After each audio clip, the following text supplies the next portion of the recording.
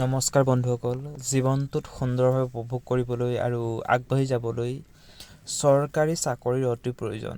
যিমানেই মানুহে নকওক কিয় ব্যৱসায় বাণিজ্য কৰি, খেতি বাতি কৰি, বিভিন্ন কাম কাজ কৰিও সুন্দৰভাৱে জীৱন যাপন কৰিব পাৰি। তথাপিতো সকলোৱে মানি লয় এই চৰকাৰী চাকৰি বেষ্ট। সেই অনুপাতে কন্যাক বিয়া কৰাবলৈ যোৱাৰ সময়তো বিভিন্ন ব্যৱসায় বাণিজ্য বৰ্তি হ'লেও চৰকাৰী চাকৰিকহে প্ৰথম প্ৰাধান্য দিয়ে।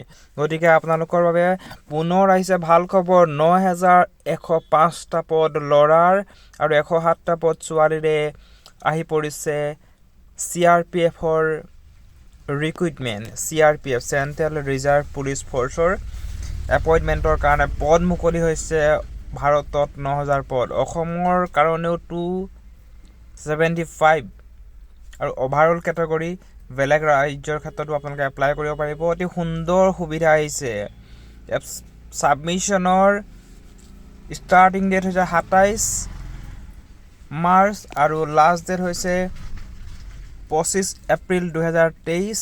এডমিট কাৰ্ড আহিব ২০ জুনৰ পৰা ২৫ জুনৰ ভিতৰত আৰু কম্পিউটাৰ বেছ টেষ্ট হ'ব ১ জুলাইৰ পৰা ৩ জুলাইৰ ভিতৰত। গতিকে সকলোকে ইয়াতে এপ্লাই কৰে সকলোৱে।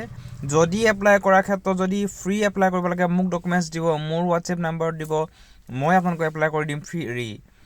কথা হ'ল কি, আপোনালোকে চাকৰি পাওক। অসমৰ শিক্ষিত যুৱক যুৱতীসকল কৰ্মমুখী হওক, চৰকাৰী চাকৰি নিযুক্ত হওক।